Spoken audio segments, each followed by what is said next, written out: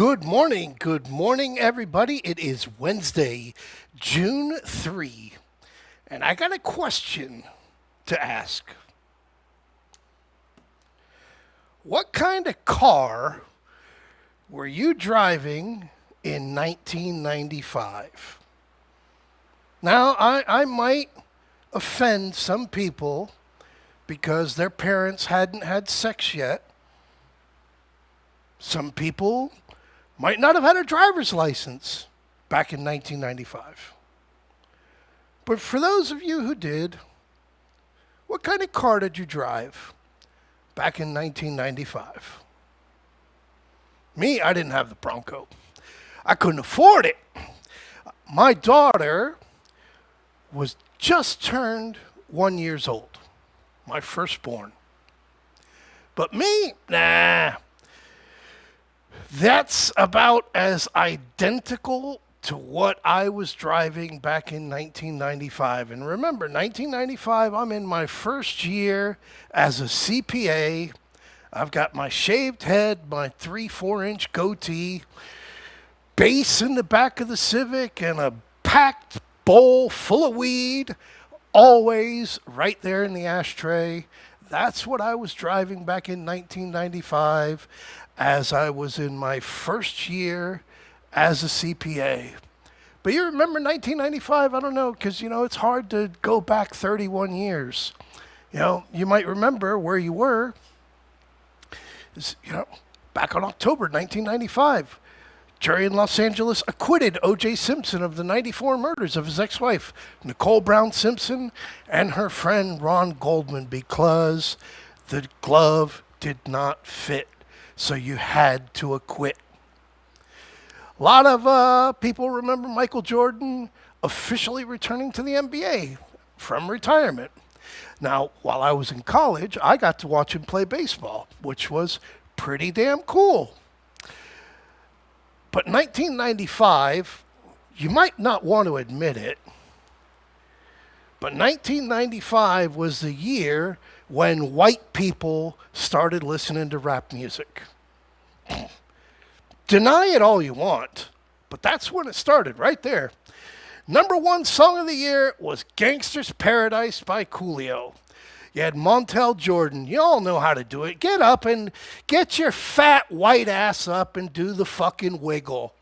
This is how we do it. You fucking know how to jam on that. You had a little bit of stuff that was out there. You had Bon Jovi with his always, fucking making you glow in the dark fucking white. Listening to that stuff. You had Shaggy's Boombastic. Notorious B.I.G. wasn't there just once, but he was there more than once. He was back down a little bit lower, where we will get to with Big Papa. And in between there, you had, where are we? I know he's here. Da, da, da, da, da. Of course, you got Michael Jackson. You got Method Man, but you get the point that I'm saying. Over here with Tupac, with Dear Mama. Y'all started listening to it. Just fucking admit it. But yeah, remember, Windows 95 came out. Yeah, the coolest thing since fucking sliced bread. Windows 95. Well, the reason I bring this shit up here is because as we closed yesterday at 76.09, just our first close up above 7,600, and how I have tried to at least share the vision that we have done everything we could possibly have expected to be done after we reached up into 74.91 in this ending diagonal fifth of waves. We are in the full moon. The full moon window, which I will come back onto my screen here and bring you on to, May 31, plus or minus 3 days when you look at your chart. Your full moon window will be closing today. So very, very, very important what happens after today, that we can diagnose what kind of full moon occurred over here on the weekend. I'll get to that over the weekend after all the data comes in. But again, coming back onto your charts, and once again, why I'm talking about 1995 when everybody's having their coffee going, what the fuck is this guy talking about? Right there. Right there. In July of 1995, when the Fed began its rate cut cycle, started cutting rates between 95 and 96. Why does it matter, Tim? What the fuck are you talking about? Well, that's what I'm fucking talking about right there. August 29th up until September 14th of 1995. 1, 2, 3, 4, 5, 6, 7, 8, 9, 10, 11, 12. 12 consecutive green closes. That is what we are going against today. That right there is what we are up fighting for to beat, to go back to today. Is that a close above 76.09 today on the SPX will bring us back to 1995. It will make everything bombastic.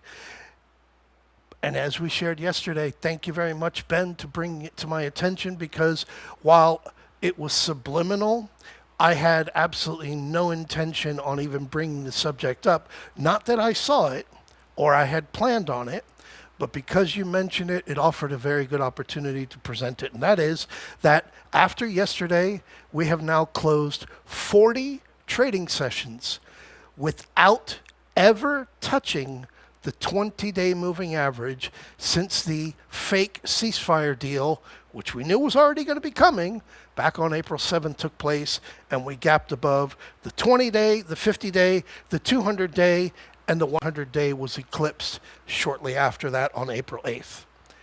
Gapped above all the problems, and here we are, right on up here cruising with the 20-day moving average right around 74.50. The reason we bring this to your attention, for those of you who are not aware, don't follow this stuff, is, and why aren't you showing up over here? That is not good.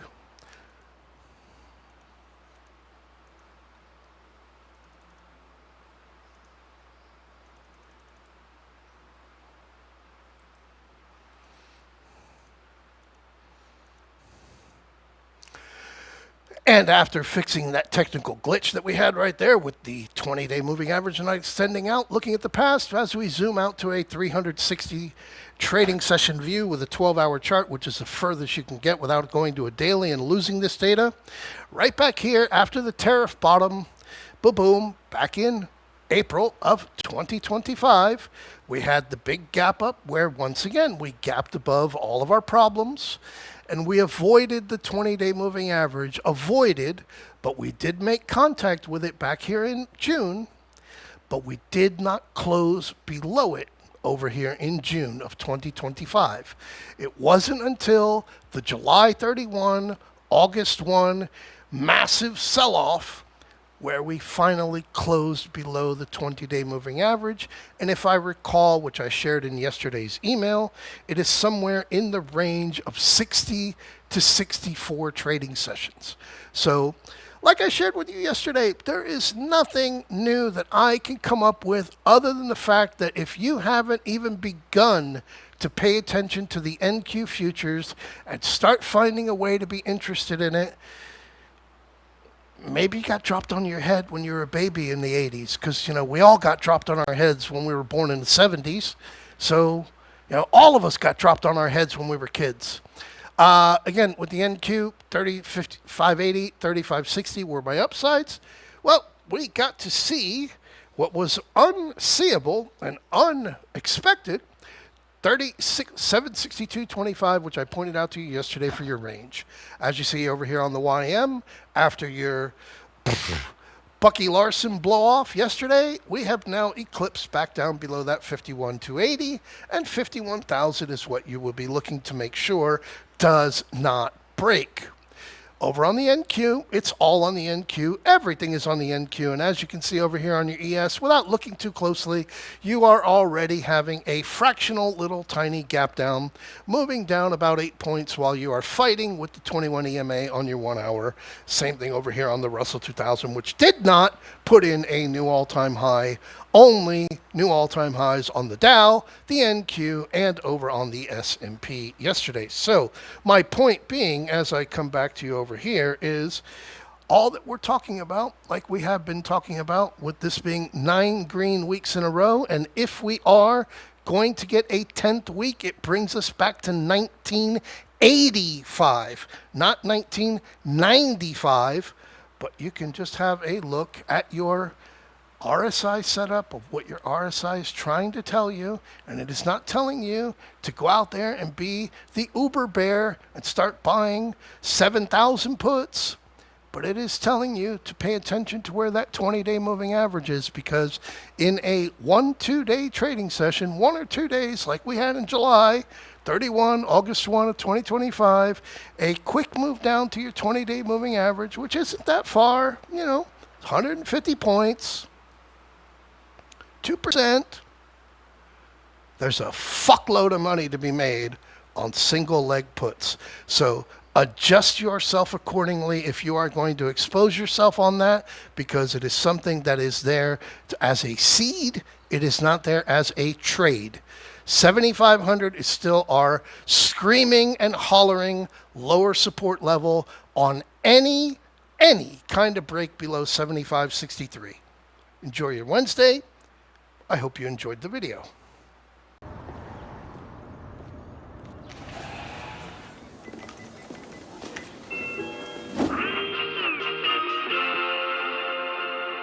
Sleepless nights at the chateau, visualizing. I'll give it something to do.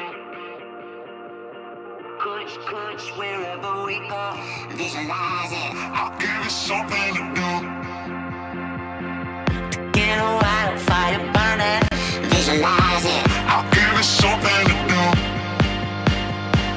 Ace high and going all in, visualizing. I'll give it something to do. Spread it like peanut butter jelly. Do it like I owe you some money. Spread it like peanut butter jelly. Do it like I owe you some money. Money, money, money, money, money, money, money, money, money, money.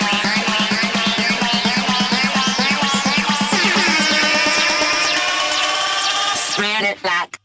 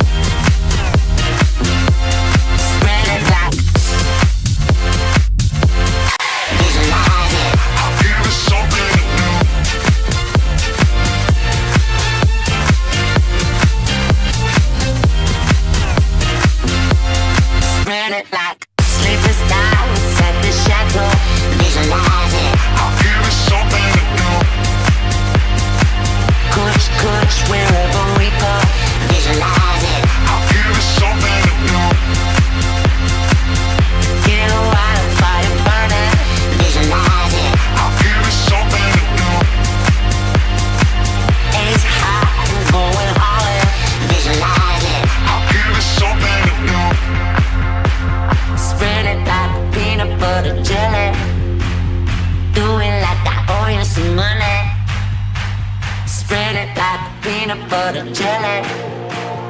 Do it like I owe you some money. Money, money, money, money, money, money.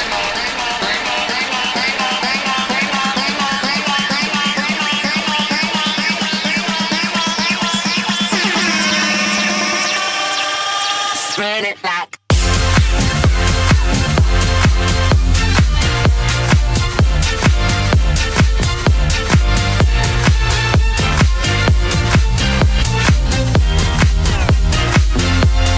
Spread it like.